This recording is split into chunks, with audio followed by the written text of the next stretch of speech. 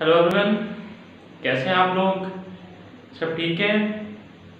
Okay, तो आज की क्लास में हम लोग फर्स्ट चैप्टर की एग्जांपल नंबर 9 को सॉल्व करेंगे। तो चलिए शुरू करते हैं। हमारे पास एग्जांपल नंबर 9 क्या है? 10.0 ग्राम ऑफ H3PO4। ये H3PO4 जो है ये फॉस्फोरिक एसिड को कहते हैं। फॉस्फोरिक एसिड, तो फॉस्फोरिक एसिड है हमारे पास 10.0 ग्राम, have been dissolved in excess of water. ये एसिड है, इसको पानी में डिसॉल्व कर दिया गया है to dissociate it completely into ions. 10.0 ग्राम फॉस्फोरिक एसिड है, इसको वाटर के अंदर ऐड किया तो ये अपने आयंस में डिसोसिएट हो गया। हम लोग इसको इक्वेशन की फॉर्म में यहां पे लिख लेते हैं H3PO4। जैसे हम लोग इसको वाटर में ऐड करेंगे तो ये अपने आयंस में कन्वर्ट हो जाएगा। तो वाटर में ऐड करने से क्या होगा? आयोनाइज हो जाएगा हाइड्रोजन आयंस में और फॉस्फेट आयंस में कन्वर्ट हो जाएगा।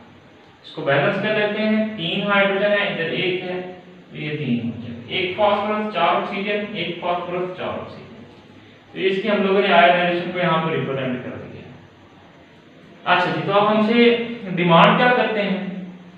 Calculate number of molecules in 10 gram of H3PO4।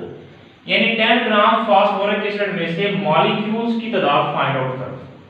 Simply हम लोग फॉर्मूले का यूज करेंगे जो हमने अपनी लास्ट क्लास में डिस्कस किया था। कैसे फाइंड आउट करते हैं? नंबर ऑफ मॉलिक्यूल्स किसके बराबर होते हैं? गिवन मास के जो सब्सटेंस है हमारे पास, मॉलिक्यूल है, आयन है, एलिमेंट है या आयनन कंपाउंड है, कुछ भी, उसका गिवन मास जो कि ग्राम्स में होता है। अगर किलोग्राम है तो फौरन ग्रामों में कन्वर्ट कर देंगे हम लोग।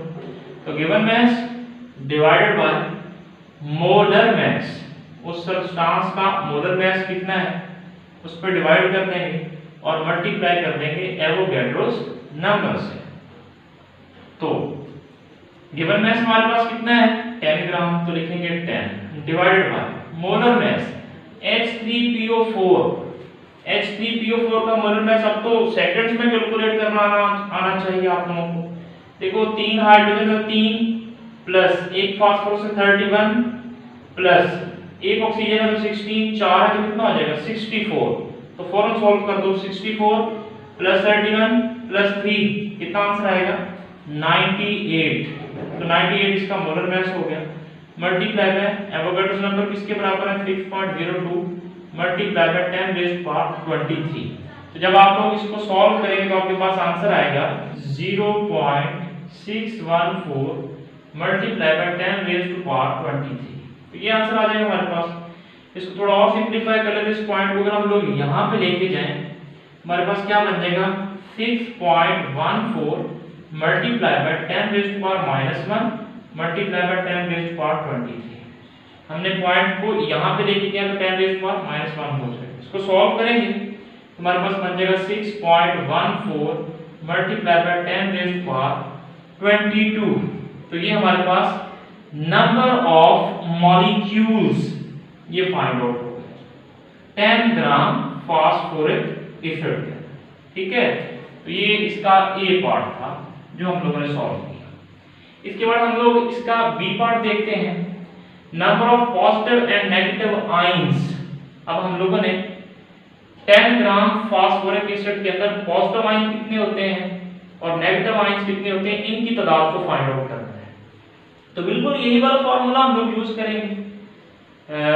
देखें, अगर हमारे पास फास्फोरिक एसिड है, इसका अगर एक मॉलिक्यूल है, एक मॉलिक्यूल, जस्ट वन मॉलिक्यूल, उसमें कितने हाइड्रोजन आयन बन रहे हैं? ये देखो कितने हाइड्रोजन आयन नजर आ रहे हैं? 3। तो इसका मतलब एक मॉलिक्यूल जो है वो 3 हाइड्रोजन आयन प्रोड्यूस करता है, यानी चलो यहां पे सॉल्व कर लेते हैं B part. One molecule molecule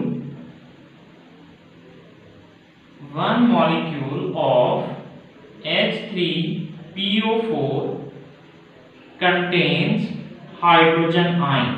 तो एक मॉलिक्यूल फास्फोरिक एसिड में कितने हाइड्रोजन आयन हैं? 3 हाइड्रोजन आयन, 3। लेकिन हमारे पास कितने मॉलिक्यूल्स हैं इसके? 6.14 मल्टीप्लाई बाय 10⁻²2। तो हम लोग क्या करेंगे, इन 3 को इससे मल्टीप्लाई कर देंगे। तो हमारे पास कितने मॉलिक्यूल हैं? 6.14 मल्टीप्लाई बाय 10⁻²2 H3PO4 के मॉलिक्यूल्स हैं। तो हम लोग क्या करेंगे, 3 से इसको मल्टीप्लाई कर देंगे, 6.14 मल्टीप्लाई बाय 10⁻²2। ठीक है। इसको जब आप लोग सॉल्व करेंगे तो आपके पास आंसर आएगा 1.842 मल्टीप्लाई बाय 10⁻23 हाइड्रोजन के आयंस। ठीक है, हाइड्रोजन आयंस इस तरह से आप लोग फाइंड आउट कर लेंगे। ये इसका बी पार्ट में पॉजिटिव आयंस हमने फाइंड आउट कर लिए। इसी तरीके से नेगेटिव आयंस को हम लोगों ने फाइंड आउट करना है। तो बड़ा सिंपल है, बहुत सिंपल। एक मॉलिक्यूल फास्फोरिक एसिड का कितने नेगेटिव आयन प्रोड्यूस कर रहा है? ये 3 थे। ये जहां पे कुछ नहीं होता वहां पे क्या होता है? 1 होता है। तो इसका मतलब फास्फोरिक एसिड का एक मॉलिक्यूल एक फॉस्फेट आयन जो है वो प्रोड्यूस कर रहा है। यानी हम लिख सकते हैं ना यहाँ पे one molecule of H3PO4 produce phosphate ion। phosphate ion कितने प्रोड्यूस कर रहा है? 1। तो हमारे पास कितने मॉलिक्यूल है इसके? 6.14 मल्टीप्लाई बाय 10⁻²2। हमारे पास तो मॉलिक्यूल है 6.14 मल्टीप्लाई बाय 10⁻²2 H3PO4। तो आपने इसके फाइंड आउट करने हैं। तो हम लोग क्या करेंगे, 1 को इससे मल्टीप्लाई कर देंगे, 6.14 मल्टीप्लाई बाय 10⁻²2। जब इसको इसके साथ मल्टीप्लाई करेंगे तो हमारे पास क्या आंसर आ जाएगा? यही वाला आंसर आ जाएगा, 6.14 मल्टीप्लाई बाय 10⁻²2। तो ये नंबर ऑफ फॉस्फेट आयन जो है वो फाइंड आउट हो जाएंगे। ओके, चलिए इस तरह से हम लोग अब सी पार्ट सॉल्व करते हैं। सी पार्ट में हमसे क्या पूछा है? Message of individual ions.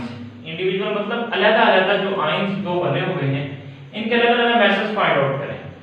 तो हम लोगों ने इनके पार्टिकल्स की तादाद फाइंड आउट कर ली है। यहाँ पे ये हमारे पास हाइड्रोजन आयंस के पार्टिकल्स की तादाद है, ये जो हमने फाइंड आउट की हुई है यहाँ ये वाली 23 ये। और इस तरह से ये वाली जो तादाद हमने फाइंड आउट की हुई है ये फॉस्फेट आयंस की तादाद है। तो अब हम लोगों से मैसेज के बारे में पूछ रहे हैं। तो हम लोग अगर mess of hydrogen ion find out करना चाहते हैं, मैस ऑफ हाइड्रोजन आयन किसके बराबर होगा, ये हमने फाइंड आउट करना है। ये क्वेश्चन मार्क लगा दिया। तो number of particles find out किया तो हम ये वाला फार्मूला यूज करेंगे, number of hydrogen ions is equal to mass of hydrogen ion, जो कि हम लोगों ने फाइंड आउट करना है, डिवाइडेड बाय आयन का जो मैस होता है इसको किससे रिप्रेजेंट करते हैं? हमने अपनी लास्ट क्लास में बात की थी, ionic mass of hydrogen ion multiply by Avogadro's number. तो हम लोगों ने फाइंड आउट क्या करना है? मैस ऑफ हाइड्रोजन आयन, ये हम लोगों ने फाइंड आउट करना है, यही हमसे पूछ रहे हैं न्यूमेरिकल के अंदर। तो 1.842 10⁻23 that is equal to mass of hydrogen ion divided by ionic mass hydrogen ion का कितना होता है? 1.008 मल्टीप्लाई बाय 6.02 10⁻23। तो हम लोगों ने mess of hydrogen ion find out करना है। तो आपने करना क्या है, इसको उठा के इधर ये इधर डिवाइड हो रहा है ना, यहाँ पे इसके साथ से ये डिवाइड हो रहा है, इधर आके क्या हो जाएगा? मल्टीप्लाई हो जाएगा। और इसके साथ से ये क्या हो रहे हैं? इसके साथ मल्टीप्लाई हो रहे हैं। इक्वल के इस साइड का ये क्या हो जाएगा? डिवाइड हो जाएगा। तो हमारे पास क्या आएगा? 1.842 10⁻23 इधर डिवाइड हो रहा है तो इधर आगे क्या हो जाएगा? मल्टीप्लाई हो जाएगा। 1.008 डिवाइड बाय, ये इसके साथ मल्टीप्लाई हो रहा है, इक्वल की साइड आके डिवाइड हो जाएगा। 6.02 मल्टीप्लाई बाय 10 रेज़ पावर 23, हमारे पास क्या निकलने वाला है, mass of hydrogen ion. Okay, तो जब हम लोग इसको सॉल्व करेंगे तो हमारे पास आंसर आएगा 0.308 ग्राम। तो ये हमारे पास मास ऑफ हाइड्रोजन आयन जो है वो फाइंड आउट हो जाएगा। ठीक है, चलिए तो अब हम लोग इस तरह से मास ऑफ फॉस्फेट आयन को कैलकुलेट करते हैं। जगह कम है तो हम लोग ये वाला हिस्सा इसका जो है वो रेज कर देते हैं यहां से। ये हमने यहां से रेज कर दिया। अब हम लोग क्या फाइंड आउट करने वाले हैं, masses ऑफ या mass of phosphate ion, mass of phosphate ion, ये अब हमने कैलकुलेट करना। हम यही वाला फार्मूला यूज करेंगे। mass ऑफ फॉस्फेट आयन हम लोग कैसे फाइंड आउट करेंगे, जैसे हम लोग ने mass ऑफ हाइड्रोजन आयन को फाइंड आउट किया, हम लोग वही वाला फार्मूला यूज करेंगे। तो नंबर ऑफ फॉस्फेट आयंस किसके बराबर होंगे, mass of phosphate ion divided by ionic mass। ठीक है, phosphate ion का ionic mass multiply by Avogadro's number. तो हम लोगों ने क्या फाइंड आउट करना है, mass of phosphate ion।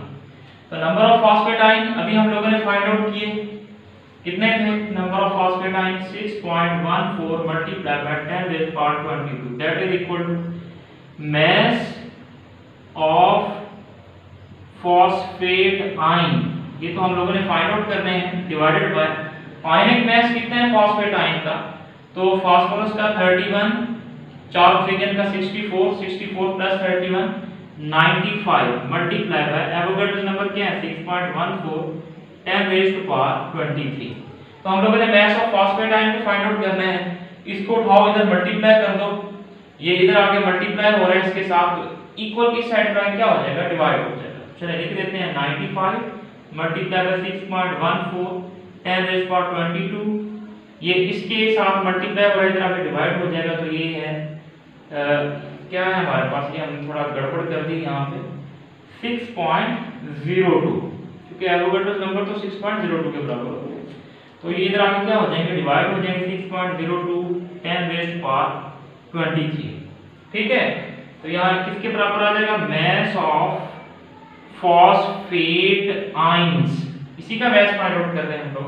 तो हमारे पास आंसर आ जाएगा 9.689 ग्राम, ये हमारे पास मास ऑफ फॉस्फेट आयन जो है वो कैलकुलेट हो जाएगा। अच्छा जी, तो अभी हम लोग लास्ट वाला पार्ट सॉल्व करते हैं, D part, number of positive and negative charges. पहले हम लोगों ने फाइंड किए थे आयंस, अब हम लोग फाइंड आउट करेंगे चार्जेस। तो अब यहाँ पे देखें तो फास्फोरिक एसिड जब आयोनाइज हुआ तो उसने 3 हाइड्रोजन आयन प्रोड्यूस किए। अब 3 हाइड्रोजन आयन मतलब hydrogen ion, hydrogen ion, hydrogen ion. तो एक हाइड्रोजन के ऊपर कितना चार्ज है, एक चार्ज है, +1 मतलब एक चार्ज है। इसके ऊपर कितना चार्ज है, +1, इसके ऊपर कितना चार्ज है, +1। तो कितने चार्जेस हैं, 3 चार्ज है। इसका मतलब अगर हमारे पास एक मॉलिक्यूल फास्फोरिक एसिड का हो तो ये 3 चार्जेस प्रोड्यूस करता है। और यहाँ पे आप लोग देखिए फास्फेट के ऊपर क्या लिखा हुआ है, -3, तो 3 ही पॉजिटिव चार्ज है, 3 ही नेगेटिव चार्ज है। तो एक मॉलिक्यूल, हम लोगों ने अभी चार्जेस की तादाद फाइंड आउट करनी है, तो 1 molecule of H3PO4 produce positive charges. कितने पॉजिटिव चार्ज प्रोड्यूस करता है, अगर हमारे पास एक मॉलिक्यूल है, कितने पॉजिटिव चार्ज प्रोड्यूस कर रहे हैं, इसको रीड कर देते हैं यहां से। एक मॉलिक्यूल जो है वो हमारे पास 3 पॉजिटिव चार्ज प्रोड्यूस कर रहा है। तो हमारे पास मॉलिक्यूल्स हैं कितने फास्फोरिक एसिड, ये हमने स्टार्ट में फाइंड आउट किए थे। 6.14 मल्टीप्लाई बाय 10 रेज़ पावर 22, इतने सारे हमारे पास मॉलिक्यूल हैं फास्फोरिक एसिड के। H3PO4 तो कितने पॉजिटिव चार्ज हो जाएंगे, 3 से मल्टीप्लाई कर दो, 3 multiply by 6.14 multiply by 10 raise to power 22। जब आप लोग इसको सॉल्व करेंगे तो आपके पास आंसर आ जाएगा 1.842 multiply by 10 raise to power 23। ठीक है, इसको जब आप सॉल्व करेंगे तो आपके पास आंसर ये वाला आ जाएगा। तो ये हमारे पास नंबर ऑफ पॉजिटिव चार्जेस जो हैं वो फाइंड आउट हो गए। ठीक है, और याद रखिएगा, हमेशा इस बात को याद रखिएगा, जब भी कभी कोई सब्सटेंस आयंस में कन्वर्ट हो तो उसमें आयंस की तादाद तो बदल सकती है, कभी पॉजिटिव और नेगेटिव चार्जेस की तादाद नहीं बदल सकती। हमेशा पॉजिटिव और नेगेटिव चार्जेस सेम होते हैं। हाँ, आयंस की जो है पॉजिटिव आयंस की तादाद कुछ और हो सकती है, नेगेटिव आयंस की तादाद कुछ और हो सकती है। जैसे देखें, एक मॉलिक्यूल जो वो 3 पॉजिटिव आयन प्रोड्यूस कर रहे हैं और एक नेगेटिव आयन प्रोड्यूस कर रहे हैं, लेकिन जो चार्जेस हैं, ये जो इनके ऊपर चार्ज होता है, ये कभी भी चेंज नहीं हो सकता, क्योंकि अगर ये चेंज हो गया तो फिर ये कंपाउंड न्यूट्रल नहीं होता। फिर इसको न्यूट्रल हम लोग कैसे साबित कर पाएंगे? तो इसलिए पॉजिटिव और नेगेटिव चार्जेस हमेशा सेम होते हैं। 3 पॉजिटिव चार्जेस है, 3 नेगेटिव चार्जेस है, लेकिन आयंस की तादाद डिफरेंट हो सकती है। तो जब पॉजिटिव चार्जेस इतने हैं 1.842 multiply by 10 raise to power 23, तो डेफिनेटली नेगेटिव चार्जेस भी तो इतने ही होंगे ना। तो 1 molecule of H3PO4 produce negative charges, वो भी तो 3 ही हैं। तो हमारे पास मॉलिक्यूल कितने हैं, 6.14 multiply by 10 raise to power 22। तो इसका मतलब हमारे पास नेगेटिव चार्जेस का भी आंसर यही वाला ही आएगा। तो नेगेटिव चार्जेस भी 10 ग्राम फास्फोरिक एसिड के अंदर इतने ही होंगे जितने पॉजिटिव चार्ज।